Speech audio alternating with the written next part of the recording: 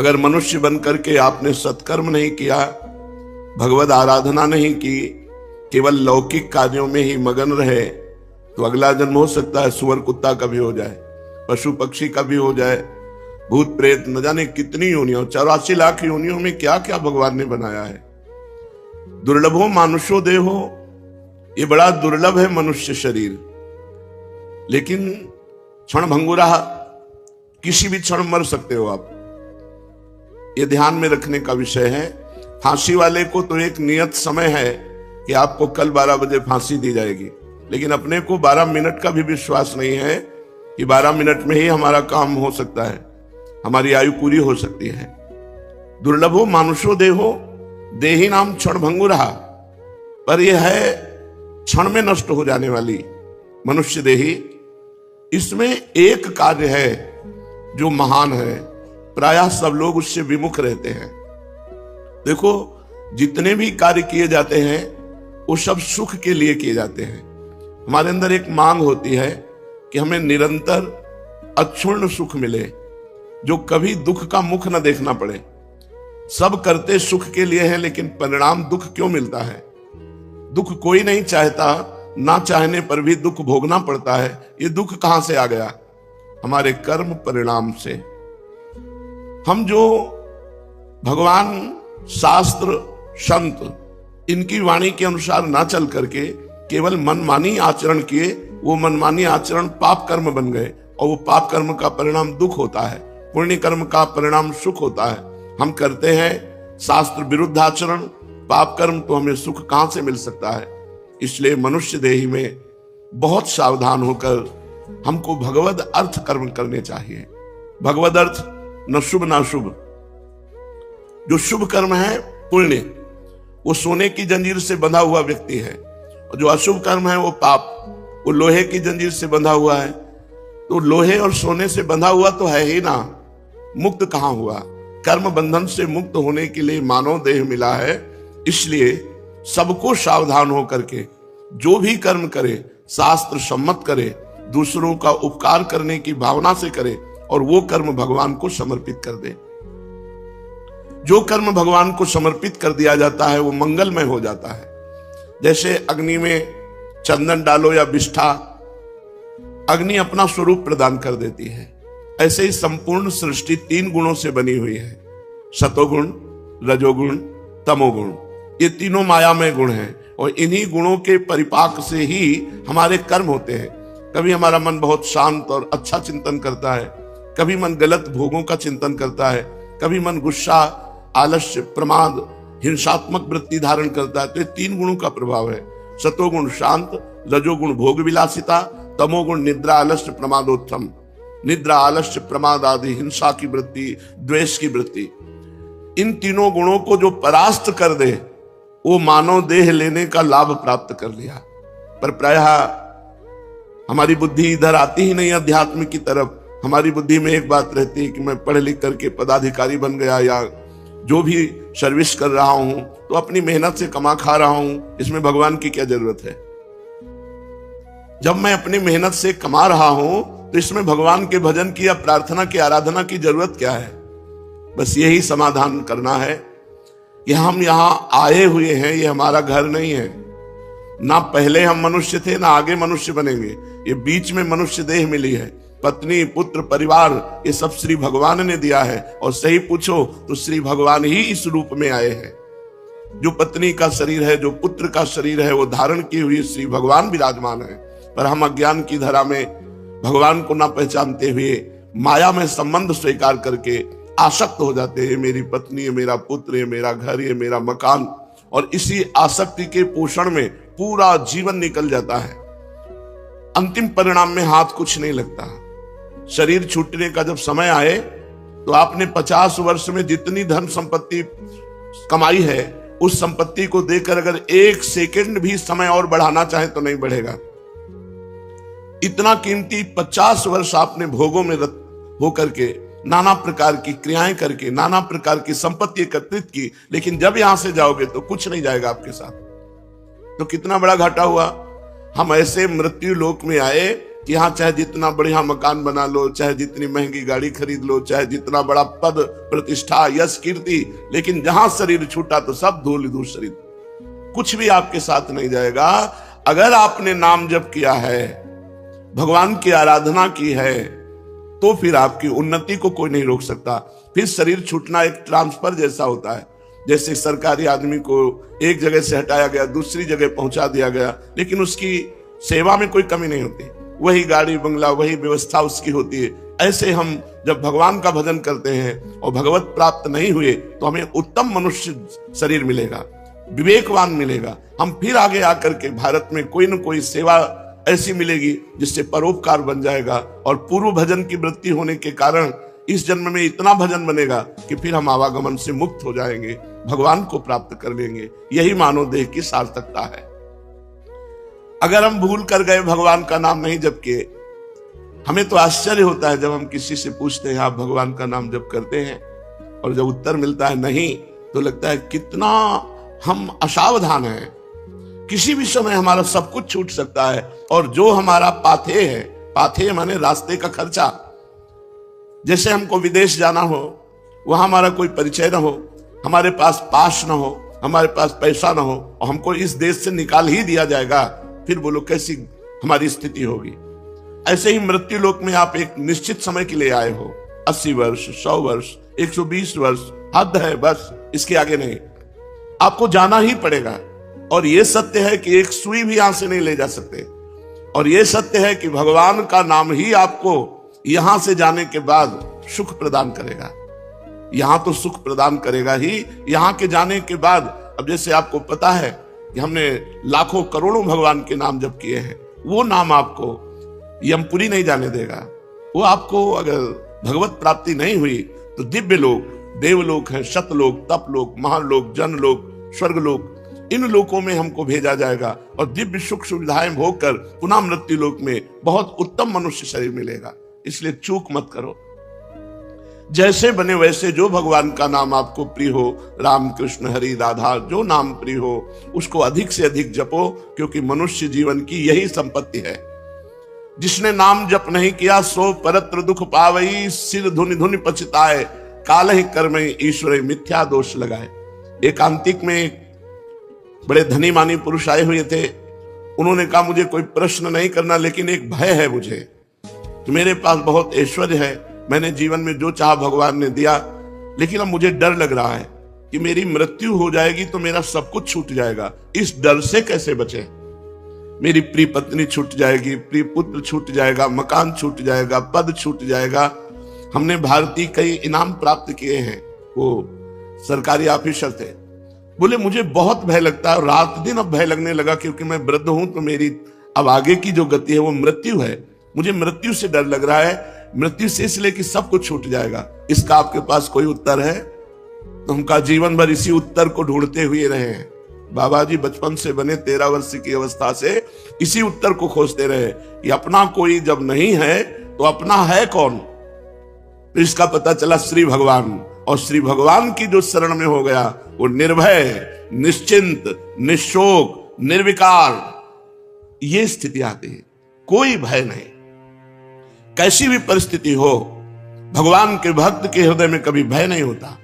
कैसी भी परिस्थिति हो, भगवान की आराधना करने वाले को कभी शोक नहीं होता। कैसी भी परिस्थिति आ जाए कभी चिंता नहीं होती, क्योंकि पता है मेरे भगवान हैं। श्री सीताराम दास जी महाराज बड़े सिद्ध महापुरुष हैं। वो कह रहे हैं नाम भगवान का परम तीर्थ है। यदि आप राधा राधा, कृष्ण कृष्ण, राम राम, हरि हरि ऐसा रट रहे हो तो आप किसी भी तीर्थ नहीं गए, तो आपको जाने की भी जरूरत नहीं। गंगा, यमुना, प्रयागराज, काशी, गोदावरी, जितने भी तीर्थ अपने भारत में हैं, उन सब तीर्थों को जो पवित्रता प्राप्त हुई है, पापी पुरुष के पाप का नाश करके पवित्र करने की, वो श्री भगवान से प्राप्त हुई है। और श्री भगवान के नाम में इतनी पवित्रता विराजमान है जो तीर्थों में भी नहीं है। इसलिए सीताराम दास जी महाराज कह रहे हैं नाम ही परम शुद्धि, सत्य शुद्धि करम नामो, नाम ज्ञान प्रदम स्मृतम, मुमुक्षूणाम मुक्ति प्रदम, कामिनाम सर्व कामनम। अगर आपको अपने पापों का नाश करके परम पवित्र सुखमय जीवन व्यतीत करना है तो किसी तीर्थ जाओ या ना जाओ, आप घर बैठे कुछ मिनट भगवान का नाम जप कर लो। देखो, जब हम शरीर छूटेगा और यमदूत हमको ले जाएंगे, यमराज के सामने पहुंचेंगे, ये पक्का है। आदमी भूला हुआ, वो सोच रहा मुझे जाना नहीं है। नहीं, रहे न रावण सम अभिमानी, हिरणाकश्यप सब वरदानी। यहां बड़े बड़े तपस्वी, योगी, यति सबको मरना पड़ा है, मरना ही पड़ेगा। इसका नाम मृत्यु लोक है। ये काल का कसाईवाड़ा है, सब काटे जाओगे। हाँ, काटने का कुछ अलग अलग विधान, किसी का दिल फेल हो गया, किसी की किडनी फेल हो गई, किसी का एक्सीडेंट हो गया, किसी को कुछ हो गया, ये निमित्त बनता है, लेकिन जाना यहां से सबको है। अगर यमराज के खाते में आपके 100 नाम भी हैं कि आपने 100 नाम जप किए हैं, 108 नाम जप किए, इतने से ही काम हो जाएगा। एक नाम की कीमत पूरा त्रिभुवन नहीं है, तो आपने जब 100 नाम जप किए हैं तो आपका मंगल हो जाएगा। इसीलिए हम प्रार्थना करते हैं कि 24 घंटे में 24 मिनट भगवान को दे दीजिए। 24 घंटे में यद्यपि जीवन तो केवल भगवान के लिए आपको प्राप्त हुआ है, पर पूरा जीवन भगवान को ना दे पाए, ये हमारी दुर्भाग्य है। तो हमें 24 घंटे में 24 मिनट तो देना चाहिए। प्रातःकालीन ब्रह्म मुहूर्त में उठ करके, अपनी दिनचर्या करके, स्नान करके, शांत एकांत में बैठकर कम से कम 24 मिनट भगवान का सुमिरन कर लीजिए। किसी भी तीर्थ जाने की जरूरत नहीं है। हर तीर्थ में जो तीर्थत्व है वो भगवान के नाम में विराजमान है। नाम ही पुण्यप्रद क्षेत्र है। आप नाम जप कर रहे हो तो आपको काशी, कांची, हावंतिका, पुरी, द्वारावती, माया, कहीं भी जाने की जरूरत नहीं है। सारे पुण्य क्षेत्र आपको फल प्रदान करेंगे घर बैठे, यदि आप नाम जप कर रहे हैं। नाम ही परम देव है। जो नाम है वही श्याम है, जो श्याम है वही नाम है। जय नाम तेई कृष्ण। जो नाम जप रहे हैं बोले कृष्ण कृष्ण कृष्ण, तो साक्षात भगवान कृष्ण कृष्ण नाम रूप से आपकी जिह्वा में विराजमान है। इसलिए नाम ही परम देव है, नाम ही परम तपस्या है। देखो, जप करके टीवी 3 घंटे फिल्म देखो, आपका मन कहीं नहीं दौड़ेगा, और 3 मिनट नाम जपना शुरू कर दो, मन भागने लगेगा, संसार में जाने लगेगा। यदि संसार से मन को खींच करके भगवान के नाम में आप लगाते हैं, सबसे बड़ी तपस्या है। सबसे बड़ी तपस्या है मन को संसार से खींच करके भगवान के परम मधुर नाम में लगाना। नाम में अपार सामर्थ्य है। नाम ही परम दान है। यदि आप किसी भूले हुए जीव को ये प्रेरणा देते हैं कि आप 5 मिनट ही नाम जप कर लिया करें, और वो नाम जप करने लगा, तो मंगल तो नाम जापक का होगा ही, लेकिन जिसने नाम की प्रेरणा की, ये सबसे बड़ा दान है। भगवान के नाम से भूला हुआ जो जीव माया में आसक्त है, उसे कुछ मिनट नाम जप करने की आदत डलवा दे, प्रेरणा दे दे, उसका स्वभाव बन जाए कुछ मिनट नाम जप करने का। इससे बड़ा कोई मंगलमय कार्य, इससे बड़ा कोई दान पुण्य नहीं है। नाम ही परम क्रिया है। जैसे क्रियाओं में आता है यज्ञ करना, तो यज्ञ में सबसे बड़ी यज्ञ है जप यज्ञ। भगवान ने स्वयं कहा है, यज्ञों में जप यज्ञ मैं हूं। अगर जप यज्ञ आप बैठकर नहीं कर सकते, तो इसमें तो बड़ी मंगलमयी छूट है। आप अपवित्र हो या पवित्र, अपवित्र पवित्रो वा सर्वावस्थांगतो पिवा, यह स्मरेत पुंडरीकाक्षम सवायाभ्यांतरा शुचि। जो भगवान पुंडरीकाक्ष कमल नयन श्री हरि का स्मरण करता है, वो बाहर और भीतर दोनों जगह पवित्र हो जाता है। आप मानो स्नान नहीं किए हैं, तो भी आप बैठ करके सोफा में, कुर्सी में, जैसे बने आपको, अगर आप हरि हरि, राम राम, कृष्ण कृष्ण, राधा राधा राधा ऐसा रटते हैं, तो आप परम पवित्र हो जाएंगे, भीतर से भी और बाहर से भी। इसलिए यज्ञानाम जप यज्ञोष्मी, यज्ञों में सबसे बड़ी यज्ञ मैं जप यज्ञ हूं। बैठकर भगवान का नाम जप करना, ये बहुत बड़ी यज्ञ है। परम धर्म, छोटे छोटे धर्म हैं। एक भाई का भाई के प्रति क्या धर्म है, पति का पत्नी के प्रति क्या धर्म है, पत्नी का पति के प्रति क्या धर्म है, बेटे का पिता के प्रति क्या धर्म है, पिता का पुत्र के प्रति क्या धर्म है। इस तरह से लोक धर्म बहुत छोटे छोटे हैं। अगर आप अपना मंगल चाहते हो तो परम धर्म नाम, भगवान का नाम जप करना भी तुम्हारा परम धर्म है। जैसे पत्नी का पोषण करना, पुत्र का पोषण करना, पिता की सेवा करना, ये धर्म है, तो ये परम धर्म है भगवान का नाम जप करना। अवश्य नाम जप करना चाहिए। इसके बिना सो सब धर्म कर्म जरि जाऊ, वो सब धर्म कर्म में आग लगे जिसमें हम इतना रम गए कि भगवान का नाम ही भूल गए, भगवान का स्मरण करना ही भूल गए। हर जीव गर्भ में भगवान से वादा करके आता है, एक बार मुझे मां के गर्भ रूपी नरक से बाहर कर दो, हे प्रभु मैं ऐसा भजन करूंगा कि दोबारा इस नरक में ना आना पड़े। पर भूमि परत भा ढाबर पानी, तिम जीव ही माया लपटानी। जैसे आकाश से निर्मल शुद्ध जल गिरता है, भूमि में पड़ते ही गंदा हो जाता है, ऐसे ही जीव जे ही माँ के गर्भ से निकला उसका ज्ञान नष्ट हो गया। कहां कहां कहां वो रोने लगा और घर वाले आनंद मनाने लगे, बच्चा हुआ। हम फिर भूल गए, जैसे जैसे सयाने होते गए माया के संबंधों को सत्य मानते, ये मेरी माँ, ये मेरे पिता, ये अमुक अमुक अमुक अमुक, और भूल गए कि हम आए थे भगवान का भजन करने के लिए। इसलिए परम धर्म है भगवान का नाम जप करना, परम धन है नाम। कबीरा सब जग निर्धना, धनवंता नहीं कोई, धनवंता सोई जानिए, जाके राम नाम धन होए। जब आप यहां से शरीर छोड़ेंगे एक सिक्का आपके साथ नहीं जाएगा, केवल भगवान का नाम आपके साथ जाएगा। इसलिए नाम ही परम अर्थ है, परम धन है।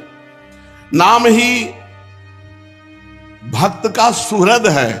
सुहृद माने बहुत प्यार करने वाला। प्रहलाद जी से उनके मित्र पूछते हैं कि प्रहलाद जी आपकी आयु तो 5 वर्ष की है, कौन सी शक्ति आप में है कि त्रिभुवनपति हिरण्यकश्यप आपको आग में जलाता है, विष पिलाता है, सर्पों से डसवाता है, हाथी से कुचलाता है, पर्वतों से नीचे दबाता है, समुद्र में डुबाता है, लेकिन आपका बाल बांका भी नहीं होता, ऐसा क्यों? तो उन्होंने कहा मैं हरि नाम जपता हूं, हरिनाम के प्रभाव से मुझे भगवान गोद में लिए रहते हैं। तो ये दैत्यराज जितना विघ्न डालता है, मेरा हरिनाम में उतना विश्वास और होता है। सबसे बड़ा भक्त का प्रिय सुहृद है भगवान का नाम। जहां कोई तुम्हें नहीं बचा सकता वहां भगवान बचा सकते हैं। बड़े बड़े अंग रक्षक रख लो, बुद्धि खराब हो गई तो अंग रक्षक ही तुम्हें सूट कर देगा, लेकिन भगवान का नाम, नाम पाहरू दिवस निशी, ध्यान तुम्हार कपाट। यदि भगवान का नाम आप स्मरण कर रहे हैं और वो आपकी रक्षा कर रहा है तो सुदर्शन चक्र आपकी रक्षा कर रहा है, कभी कहीं कोई बाल बांका नहीं कर सकता। भगवान का नाम भक्त का परम सुहृद है, मित्र है, और इस संसार के दुखों से मोक्ष केवल भगवान का नाम दिला सकता है। आज कलयुग है, कलयुग में कोई अन्य साधनाएं पुष्ट नहीं हो सकती। कलयुग केवल नाम आधारा, सुमिर सुमिर नर उतर ही पारा। केवल भगवान का नाम, इसमें पैसा नहीं लगता भाई। इसमें पैसा देना हो तो परेशानी हो कि भाई ये धनी लोग ही ले सकते हैं नाम। नाम में पैसा दिखा, केवल तुम्हें समय देना, वो भी अगर बैठकर नहीं दे सकते तो चलते फिरते, उठते बैठते, खाते पीते, कार्य करते आप भगवान के नाम का स्मरण कर सकते हैं। अरे प्रीतम, तुम डर क्यों रहे हो? तुम केवल मेरा नाम लो। देखो, तुम्हें किसी से नहीं डरना, मैं वो हूं। मेरे डर से अग्नि प्रज्वलित होती है, मेरे डर से सूर्य तपता है, मेरे डर से देवराज इंद्र अपना कार्य करते हैं, वायु देवता अपना कार्य करते हैं, मृत्यु देवता अपना कार्य करते हैं। मेरे भक्त को कोई भयभीत नहीं कर सकता, श्री भगवान के वचन। इसलिए किसी की ताकत नहीं कि मेरे भक्त का मंगल कर सके। तुम व्यर्था चिंता मत करो। ऐ देहधारी, केवल तू मेरा नाम जप कर और फिर देख तेरे में कितनी दिव्य शक्ति आ जाती है। कुछ मत सोच, निर्भय रहे, केवल मन लगे या ना लगे जिह्वा से नाम ले, राधा राधा राधा, मन लगे ना लगे। कुछ लोगों का प्रश्न रहता है कि यदि मन ना लगे, हमारा मन भजन में नहीं लगता और फिर हम भजन करते हैं तो क्या लाभ मिलेगा? तो मन लगे ना लगे, जब भोजन पाओगे तो तुम्हारा पेट भर जाएगा कि नहीं भर जाएगा? मन लगे ना लगे, रास्ता चलोगे तो लक्ष्य प्राप्त हो जाएगा कि नहीं हो जाएगा? ऐसे ही मन लगे ना लगे, आप राधा राधा बोलोगे, आपको भगवत प्राप्ति निश्चित हो जाएगी, आपके दुखों का नाश हो जाएगा। अरे प्रीतम, तुझे भगवान कितना प्यार करते हैं तुझे पता नहीं। सच्ची मानिए, भगवान ने सबको फ्री वायु दी है, फ्री आकाश अवकाश दिया है, पृथ्वी में वास दिया है, मानव देह दिया है, जल दिया है। किसका टैक्स है? किसकी फीस लेते हैं भगवान? लेकिन आप भगवान का स्मरण नहीं करेंगे तो दुर्गति को प्राप्त हो जाएंगे। अरे प्रीतम, तेरी आकांक्षा पूर्ण करने के लिए मैं समर्थ हूं। तू जो चाहेगा मैं तुझे दूंगा, पर तू मेरा नाम जप कर। भगवान कितना प्यार करते हैं, जो हमको जिस बात को हम भूले हुए हैं उस बात को समझा रहे हैं। मैं सदैव तेरे पास रहता हूं, तू जानता नहीं है। कोई ऐसा नहीं जिसके पास भगवान ना हो, क्योंकि सर्वत्र भगवान है। तो जहां मैं हूं वहां भगवान है, सबके भगवान है तो मेरे भी भगवान है, सब समय में भगवान है तो जिस समय में जहां हूं उस समय भी भगवान है, सबके भीतर है, हमारे भी भीतर है। हम कभी एक क्षण भी भगवान से अलग नहीं रहते, पर हम भगवान का चिंतन नहीं करते, इसलिए अनुभव नहीं होता। तूने कामिनी की चाह की स्त्री की तो मैं तेरी स्त्री बनकर तेरे पास बैठ गया। पक्की बात, पक्की बात। जब सृष्टि नहीं थी तब केवल श्री भगवान थे, जब सृष्टि नहीं रहेगी तो केवल श्री भगवान रहेंगे, तो बीच में जो कुछ है वो सब श्री भगवान ही बने हुए हैं। वेद कहता है एकोहम बहुश्यामः, मैं एक बहुत रूपों में हो जाऊं, ऐसा परमात्मा ने संकल्प किया तो वही परमात्मा स्त्री बन गया, पुरुष बन गया, जड़ बन गया, चैतन्य बन गया, अच्छा बन गया, बुरा बन गया। भगवान कह रहे हैं अय प्रीतम, अय प्यारे, तूने कामना की स्त्री की तो मैं स्त्री बन गया। जो जो तू कामना करता है मैं वही पदार्थ बन जाता हूं, वही व्यक्ति बन जाता हूं, वही वस्तु बन जाता हूं। इसलिए तुझे कह रहा हूं कब तक तू कामना करता रहेगा मेरे को भूल करके, इसलिए मेरा स्मरण कर और कामनाओं का त्याग कर, तो मैं तेरे समीप ही हूं, तुझे ऐसा अनुभव हो जाएगा। जिस देह से तू ममता करता है, इस ढांचे से, पांच भौतिक शरीर से, तू देह नहीं है। चाहे जो कोई कितना विद्वान हो, बुद्धिमान हो, कोई 50 वर्ष से शरीर में रह रहा है, कोई 40 वर्ष से रह रहा है, कोई 30 वर्ष से रह रहा है। पूछो तुम अपने को जानते हो? बड़े बुद्धिमान बनते हो, बड़े ज्ञानी बनते हो, अपने को जानते हो? तो कहेगा हाँ जानते हैं, मैं अमुक जगह जन्म लिया हूं, मैं अमुक। नहीं, ये तो देह का परिचय दे रहे हो, ये तो ढांचे का परिचय दे रहे हो। जो 3.5 हाथ का ढांचा है तुम्हारे हाथ से, इसका तुम परिचय दे रहे हो। इसमें जो तुम रह रहे हो वो कौन हो? उत्तर नहीं है। तुम कौन हो? तो अपना नाम बता देगा, मेरा अमुक नाम। नहीं, ये देह का संबोधन है। मैं अमुक रूप रंग का हूं, ये देह का संबोधन है। तुम कौन हो? अब चुप हो जाएगा। बस यही बात जान ले तो परमात्मा प्राप्ति हो जाए। भगवान का चिदानंदमय स्वरूप तुम हो। अपने को भूल करके पुरुष शरीर में तो पुरुष मान लिया, स्त्री शरीर में तो स्त्री मान लिया। अरे ओ मेरी संतान, श्री भगवान कह रहे हैं, इस जड़ देह की ममता से ही तेरा पतन हुआ है। इस शरीर से ममता हटा और मेरे में चित्त को जोड़, तो परिणाम में तू देखेगा कि तू मेरा ही स्वरूप है। सोई जाने जही देह जनाई, जानत तुम्हें हो जाई। अपने सच्चिदानंदमय आत्म स्वरूप का विस्मरण करके तू भोगों में, प्रपंच में, सब में फंस गया, और यही फंसाव अंतिम समय तेरा चिंतन बनेगा, और फिर अगला जन्म उसके परिणाम से हो जाएगा। इसलिए तू लौट, इस ममता और आसक्ति को मेरे चरणों में लगा दे, मेरे नाम का कीर्तन कर, मेरा नाम जप कर। नाम चिंतामणि कृष्ण चैतन्य रस विग्रह, पूर्ण शुद्धो नित्य मुक्तो अभिन्नत्वान् मनामिनो। नाम ही भगवान का चिंतामणि है। जो जितना नाम जप करता है, जो चाहेगा वो प्राप्त हो जाएगा, पर नाम पहले पाप का नाश करता है। यहां की जितनी चाहते हैं सब झूठी हैं, सच्ची मान लीजिए। एक कामना की पूर्ति होती है, 2 समस्याएं खड़ी हो जाती है, 2 की पूर्ति होती है, 4 समस्याएं। कब तक हम लगे रहेंगे इसमें? और इसके बाद मृत्यु आ जाती, भारी समस्या, सब छूट गया, फिर नई दुकान, नया मकान, नई विद्या, नया ज्ञान। कब तक भटकते रहेंगे? अनादिकाल से हमारा जन्म होता रहा, हर जन्म में मानते रहिए मेरा परिवार है, हर परिवार छूटता रहा। अब हम कम से कम मानव देह जो मिला है इसे आखिरी कर ले। भजन के द्वारा, भगवत चिंतन के द्वारा हम ये चाह करें कि एक बार तो श्री भगवान को देखें, एक बार तो भगवान का साक्षात्कार करें। पर जीव ऐसा भूला हुआ है कि चाह ही नहीं है कि भगवान से मिले। तो भगवान का नाम चिंतामणि है। यदि आप लौकिक पदार्थ भी चाहते हो तो वो पुण्य के बल से प्राप्त होते हैं। तो सबसे बड़ा पुण्य है भगवान का नाम। खूब भगवान का नाम जप करो। नाम चैतन्य रस विग्रह, भगवान का चिदानंद स्वरूप नाम है कृष्ण। ये कृष्ण चिदानंद में जप कर देखो, बड़ा ज्ञान समाया हुआ है। जो राम राम नहीं कह पाते थे, मरा मरा मरा उल्टा जपे, वो ब्रह्म ज्ञानी हो गए। वो भगवान के पावन चरित्र को रचा वाल्मीकि रामायण में। अगर हम सीधे राम राम जप रहे हैं, राधा राधा जप रहे हैं, तो हमें कौन सा ज्ञान नहीं प्राप्त हो जाएगा? चैतन्य रस विग्रह, पूर्ण शुद्ध, नित्य मुक्तो अभिन्न स्वान नाम नामिनो।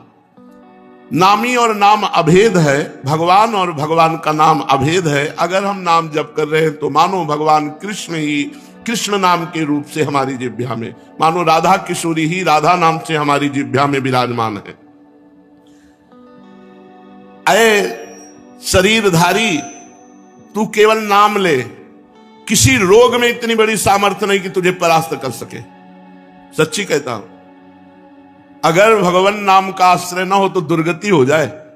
ये नाम की महिमा से तुम्हें कह रहे, कोई भी बड़े से बड़ा रोग उसे परास्त नहीं कर सकता जो भगवान का नाम जप कर रहा है, जो भगवान की भक्ति से युक्त है, जो भगवान के आश्रय से। और शोक, चाहे सब कुछ नष्ट हो जाए तो भी भगवान का नाम जप करने वाले के हृदय में शोक नहीं होता। दुख ज्वाला, हमने देखा कि जब हमें अधिक पीड़ा होती तो किशोरी जो हमें अधिक सुख देती है, इतना आनंद अंदर से दे देती है कि बाहर शरीर का दुख हमें पीड़ा नहीं पहुंचा पाता। यदि आप दुख से बचना चाहते हो तो भगवान नाम का निरंतर रटन करो, नहीं तो ये संसार ऐसा है, इतनी ओवर थिंकिंग बढ़ती चली जाएगी कि आपको डिप्रेशन में पहुंचा देगी। अगर नाम जप नहीं करोगे, सत्कर्म नहीं करोगे, भगवत आराधना नहीं करोगे तो तुम्हारा मन ही तुम्हें क्लेश देने के लिए उतारू हो जाएगा, तुम्हारा मन ही तुम्हें भयभीत कर देगा, तुम्हारा मन ही तुम्हें गंदी आदतों में फंसाकर तुम्हें नष्ट कर देगा। इसलिए भगवान नाम, चाहे वो जो नाम प्रिय हो या गुरुदेव के द्वारा मिला हो, उसे खूब जपिए। जो गतिविहीन है, जो भोगी है, जो रोगी है, जो परद्रोही है, जिसमें न ज्ञान है, न वैराग्य है, न भक्ति है, जो धर्माचार शून्य है, यदि वो भी केवल नाम जप करने लगे, कुछ नहीं है अध्यात्म का, शरीर भी पीड़ा युक्त है, मन भी पीड़ा युक्त है, और अगर नाम जप करना शुरू कर दे तो समस्त पीड़ाओं से मुक्त हो जाएगा। देख लो जप करके, कोई भी रोग शोक पाप ताप साप उसको व्यापता नहीं है जो भगवान के नाम में रत रहता है। बस नाम जपना कठिन है, मन नहीं लगता नाम जपने में, इसमें रुचि नहीं होती। अगर हो जाए तो लोक परलोक के सारे सुख तुम्हारे चरणों में रहेंगे और जीवन परमानंद में हो जाएगा। मृत्यु का भय खत्म हो जाता है। भगवान के भक्त की मृत्यु कैसे होती है?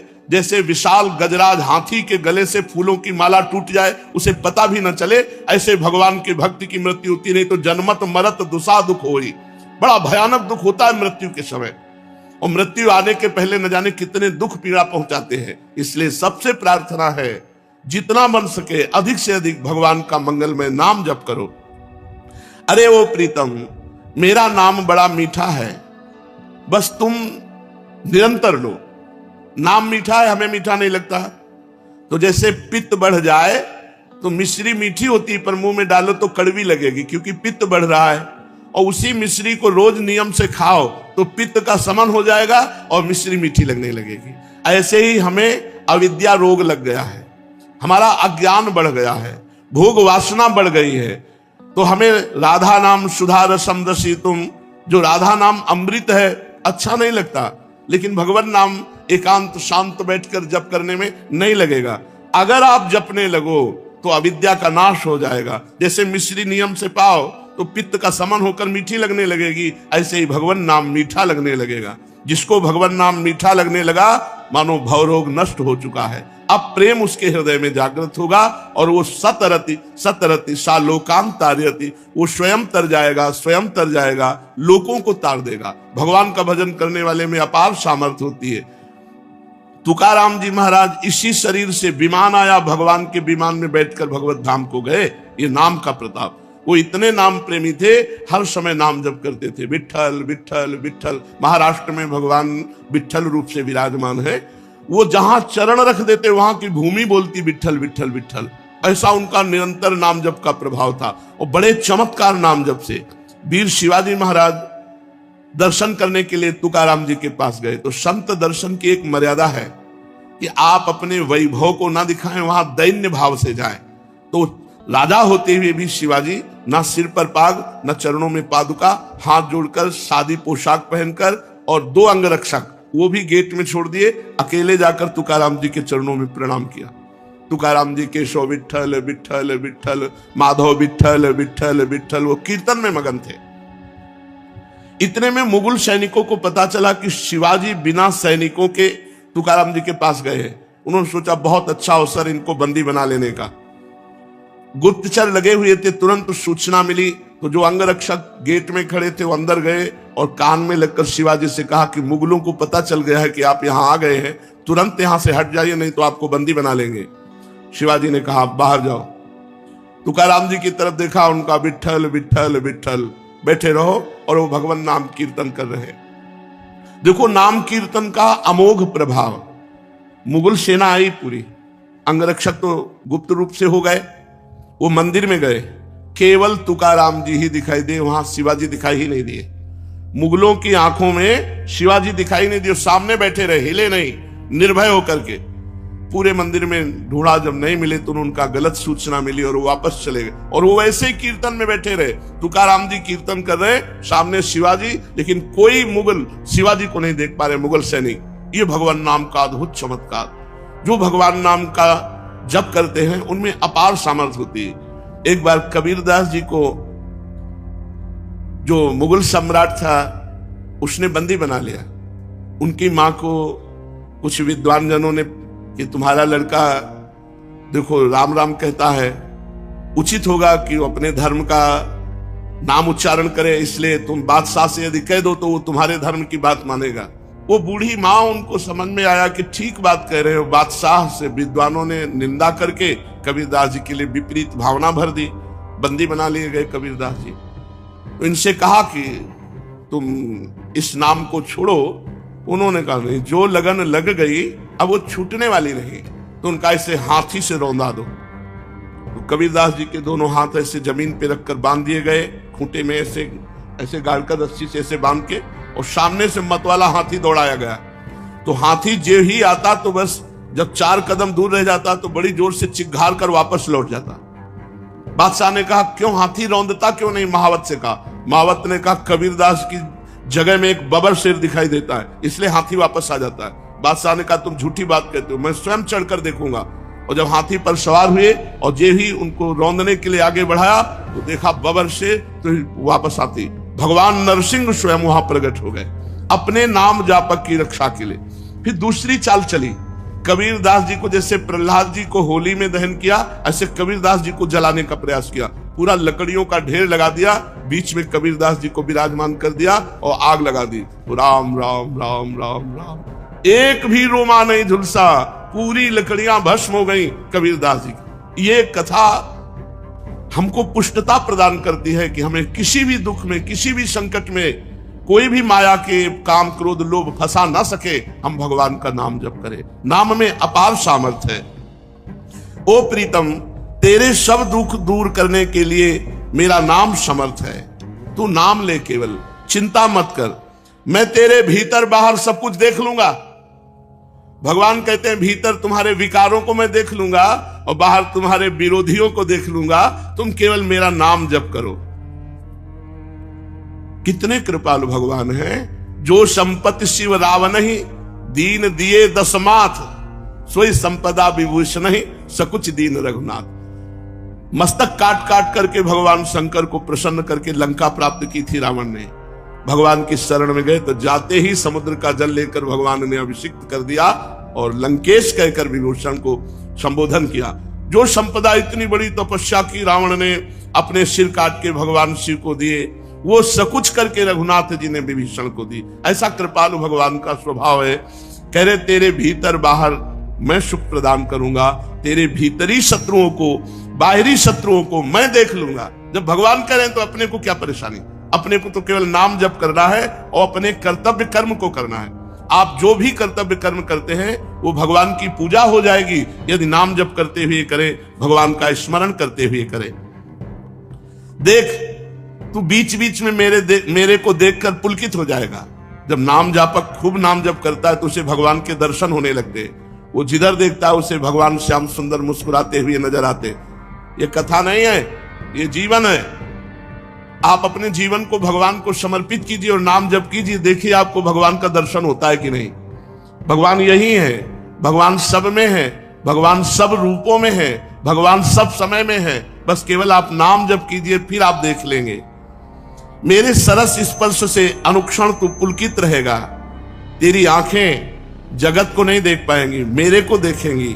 इसलिए आनंदमय मैं तुझसे सत्य कह रहा हूं, तू केवल मेरा नाम जप कर। अरे अपने को तू भूल गया है, तू मेरा बच्चा है। भगवान कह रहे तू मेरा अंश है। ममई वांशो जीव लोके जीव भूता सनातना, मना कष्टानेन्द्रियाणि प्रकृतिस्थानि कर्षति। मन और 5 ज्ञानेंद्रियों के चक्कर में फंस करके तू अपने को भूल गया। हमारा जो स्वरूप है वो भगवत स्वरूप है, हम भगवान के अंश हैं। तो चाहे 1 चम्मच गंगा जल लो तो गंगा जल, 1 टैंकर लो तो गंगा जल। गंगा जल है जैसे, ऐसे हम भगवान के अंश है। तो भगवान पूर्ण है, तो पूर्ण का अंश पूर्ण ही होता है, हम भगवत स्वरूप ही है। पर 5 ज्ञानेंद्रियां और 1 मन, ये भोगों में लगने के कारण हम अपने स्वरूप को भूल गए हैं। तो आनंदमय है, परमानंदमय है, लौटो, इस संसार के जंगल से लौटो, मेरी तरफ लौटो। कैसे लौटेंगे? केवल नाम जप से। जितना नाम जप करोगे उतने तुम मुझे अपने सानिध्य में देखोगे। और नाम जप नहीं है तो ये माया सामने दिखाई देगी, स्त्री पुत्र धन मकान नाना प्रकार की भोग सामग्री। और इसी में अब ये कर लेंगे तो हम सुखी हो जाएंगे, अब ये संग्रह कर लेंगे, इतना कमा लेंगे, ऐसा कर, और ऐसा सोचते सोचते मृत्यु आ जाती। कभी किसी का आज तक काम पूरा नहीं हुआ। काम पूरा तभी माना जाए जब भगवत प्राप्ति हो जाए। वृंदावन का पावन नाम जिसके कान में पड़ गया वो नरक नहीं जाएगा। और जिसने वृंदावन के ठाकुर को लुभायमान दृष्टि से देखा, ओ बांके बिहारी, राधा वल्लभ लाल, राधा, ओ मेरे जीवन धन, एक बार प्यार से प्रभु की तरफ देखा, दृष्टम किंचित तद अपहृतम दृग स्पृष्टम श्यांग कर्षि। एक बार दृष्टि से बिहारी जी को देखा, एक बार वृंदावन का अन्न फल पाया, एक बार वृंदावन का जल पिया, एक बार वृंदावन के स्पृष्टम श्यांग कर्षि, किसी महापुरुष, किसी ब्रजवासी का स्पर्श प्राप्त कर लिया तो स्तोतुम शक्ता का इबततान भाग्य पुंजयिक मौलिन। बड़े बड़े महान भाग्यशाली उसकी स्तुति करते हैं जो ऐसा लाभ प्राप्त कर लेता है। बड़े बड़े देवता उसको नमस्कार करते हैं जिसको ये लाभ प्राप्त होता है। अब आप विचार करो, आप वृंदावन वासी जो अखंड वास कर रहे हैं, उनके सौभाग्य का कौन वर्णन करे। अगर इस पर भी आपको प्रियालाल की कृपा नहीं दिखाई देती तो केवल बुद्धि भ्रष्ट है और कोई बात नहीं। बुद्धि अपने स्थान से गिर चुकी है, इसलिए आपको कृपा का अनुभव नहीं होता। नहीं, प्रतिपल कृपा ही कृपा हमारे ऊपर बरस रही है। ऐ मूढ़, अभी सावधान हो जा, नहीं तो मृत्यु तेरा सर्वनाश कर देगी। तेरे पास कुछ नहीं रहेगा। कुछ कमा ले, यहां कमाने आया है, अपनी श्वासें गंवाने नहीं आया। अरे मूढ़ा, प्रापेंद्रिय मविकलम किम्नु निगमैर निगूढ़ाम। तू इंद्रियों को प्राप्त करके भोगों के लिए विकल हो रहा, जो तेरा पतन है। तू अपनी इंद्रियों को संयम में ला और भगवत आराधना में लग। वेदों में भी जो गुप्त है रसो वैसा, वो रस यहां प्रकट खेल रहा है ब्रजभूमि वृंदावन में। इसलिए तू अपने चरणों से यात्रा कर ब्रजभूमि की, और गिरिराज जी की परिक्रमा लगा, बरसाने की परिक्रमा लगा, वृंदावन की परिक्रमा लगा। पादो यात्रा व्यग्रव कुरुत वदनम नाम भीरतम। और यहां आकर के निरंतर नाम जप कर, कोई भी किसी की निंदा दोष दर्शन अपराध मत कर। कथा पीयूष शाब्दो श्रुतमपि, कानों से खूब भगवत चर्चा सुन। मनोध्यान और निरतम, मन को ध्यान में लगाओ। जो प्रगट में प्रभु के श्री अर्चा विग्रह अवतार विराजमान है, इनका ध्यान करो। जैसे हरिवंश महाप्रभु आदेश करते हैं, श्री राधा वल्लभ लाल को हृदय ध्यान मुख नाम। हृदय में उनका रूप और मुख में नाम। चरणों से परिक्रमा लगा रहे, हाथों से यहाँ सेवा कर रहे, खूब नाम चिंतन, नाम कीर्तन, निहाल हो जाओगे। अरे मूढ़ा, कुछ तेरे साथ नहीं जाने वाला। यहां एकमात्र सच्चिदानंद भगवान का नाम रूप लीला धाम का जो अवगाहन किया, वही तेरे साथ जाएगा। चलते हैं श्रीमद् भागवत महापुराण, जिसमें हमारे प्राणाराध्य प्राणप्रिय लाडले जीवन धन श्री लालजू महाराज का पावन चरित्र, जो गायन और श्रवण मात्र से भगवत प्राप्ति कराता है। जो चित्त लगाकर श्रवण करता है, उसके चित्त के समस्त मलों का नाश होकर चित्त चोर के पास चित्त पहुंच जाता है। प्रभु का वो प्रेमी हो जाता है भगवत चर्चा सुनने वाला। प्रसंग चल रहा है श्री महाभागवत परम तपस्वी भगवान के विशेष कृपा पात्र वसुदेव जी, जिनको पिता बनने का सौभाग्य प्राप्त हुआ, नंद ग्रह से योग माया रूपी कन्या को लेकर के कंस के कारागार के समीप आते हैं। सब बेसुध पड़े हुए, जीव ही अंदर प्रवेश हुए, दरवाजा बंद, ताला लॉक हो गया, पहरेदार जग गए। कन्या को देवकी जी की गोद में पधराया। गोद में पधराते ही कन्या रो पड़ी। नवजात शिशु की रोने की ध्वनि सुनकर पहरेदार चौंक गए। लड़खड़ाते हुए भागते हुए भोजराज कंस के पास गए और कहा, देवकी को 8वीं संतान हुई है। बस इसी बात का इंतजार कंस कर रहा था, क्योंकि आकाशवाणी ने कहा था, देवकी की 8वीं संतान तेरी मृत्यु का, तेरे सर्वनाश का कारण बनेगी। कंस बड़ी आकुलता और घबराहट के साथ द्वारपालों की बात सुनते ही कूद पड़ा, सूतिका गृह की ओर झपटा। मेरे काल का जन्म हुआ है, भयभीत होता जा रहा है, विकल होता जा रहा है।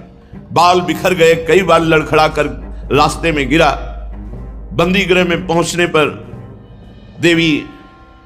देवकी जी ने देखा, ये राक्षस आ रहा है जो हमारे हर बच्चे का काल हुआ है। कहने को तो ये भाई है, पर ये राक्षस है। अपने मन के क्रोध को दबाकर हाथ जोड़कर कहा, भैया मेरे तुम बड़े हितैषी हो। जब बचपन में हमने कोई बात कही तो आपने तुरंत उसकी पूर्ति की है। मेरा क्या अपराध हो गया जो आप मुझे दुख पर दुख देते जा रहे हैं? हथकड़ी बेड़ियों से जकड़ दिया, मेरे लाडले पुत्रों को मार दिया। आकाशवाणी ने कहा था कि पुत्र होगा, देखो ये कन्या है, अभी तो बच्ची है, तुम्हें नहीं मारना चाहिए। भैया दैववश तुमने बहुत से अग्नि के समान तेजस्वी बालक मेरे मार डाले, केवल कन्या बची है। मैं तुमसे भिक्षा मांगती हूं कि ये कन्या को मत मारो। मैं बहुत दीन हूं, तुम मेरे प्यारे समर्थ भाई हो और मुझे बहुत प्यार करते हो। मैं मंदभागिनी हूं माना, पर ये आखिरी संतान तो मुझे दे दो। कन्या को अपनी छाती से लगाकर देवकी जी ऐसी विनय कर रही कंस से, पर उस क्रूर कर्मा दुष्ट हृदय कंस के हृदय में कोई भी परिवर्तन नहीं। कन्या का ऐसे पैर पकड़ा और जबरदस्ती से छीन लिया और एक चट्टान पर प्रहार किया। पैर पकड़कर कन्या का स्वार्थ ने अंधा कर दिया था, परंतु कन्या कोई साधारण कन्या नहीं, महाशक्ति है। हाथ से एकदम छूटी और आकाश में जाके छा गई। बड़े बड़े दिव्य आयुध लिए हुए, अष्टभुजा, दिव्यमाला, चंदन, मणिमय आभूषण, धनुष, त्रिशूल, बाण, ढाल, तलवार, शंख, चक्र, गदा, 8 आयुध, सिद्ध, चारण, गंधर्व, अप्सरा, किन्नर, नागगण, ये सब महादेवी की स्तुति कर रहे हैं। उस समय मुस्कुराते हुए महादेवी ने कहा, किम मया हतया मंद जाता खलु तवांत कृति यत्र क्वा वा पूर्व शत्रुर्मा हिंसी कृपणान था। ऐ दुष्ट, तू मुझे क्या मार सकता है? तेरे पूर्व जन्म का शत्रु तुझे मारने के लिए पैदा हो चुका है। तू निर्दोष बालकों की हत्या करता है। और एक क्षण में देवी अंतर ध्यान हो गई। कंस देवी की बात सुनकर आश्चर्य में पड़ गया। 8वां पुत्र होना था, कन्या हुई, और ये देवी कह रही तेरे मारने वाला कहीं पैदा होगा। और आकाशवाणी ने कहा था मेरे मारने वाला देवकी के गर्भ से पैदा होगा। बुद्धि काम नहीं कर रही। फिर तो मैंने अपने बहन वही देवकी वसुदेव जी को व्यर्थ में कष्ट दिया। जब मारने वाला कहीं और पैदा हो गया तो वसुदेव जी के सामने घुटने पे हो गया, हथकड़ी बेड़ी सब कटवा दी और कहा, बहनोई जी, बहन मैं बड़ा पापी हूं। मैं अपने स्वार्थ में अंधा होकर आपके बच्चों को मार डाला, मुझे बहुत खेद है। मैं इतना दुष्ट हूं कि करुणा का तो मेरे में लेश ही नहीं है। मैं कैसे बताऊं कि मैं कैसा कठोर हृदय का हूं। ये कभी कभी दुष्ट आत्मा भी धर्मात्मा का नाटक करने लगते हैं। ये नाटक कर रहा है, कोई दया नहीं, कोई शुद्धि बुद्धि की नहीं हुई, ये केवल नाटक कर रहा है। मैं दुष्ट हूं, मैं पापी हूं, मैं कठोर हूं, मुझे भले नरक जाना पड़े, पर तुम मुझे क्षमा कर दो।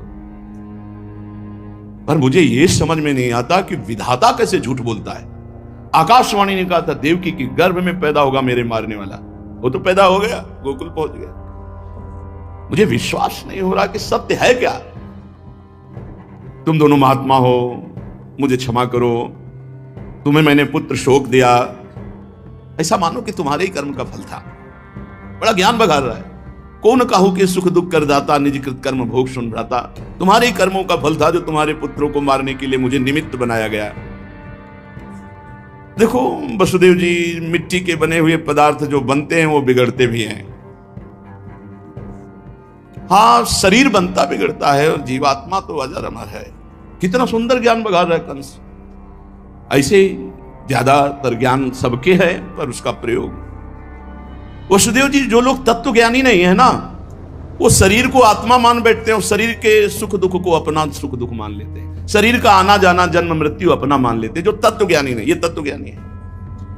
बड़ा ज्ञान है लोगों में, उपदेश करने में बहुत कुशल लोग मिलेंगे, लेकिन अपने मन को चेला बना ले ऐसा कोई बिरला योगी होगा। जो अपने मन को उपदेश दे करके सही रास्ते पे चलावे, वही उपदेष्टा, वही गुरु।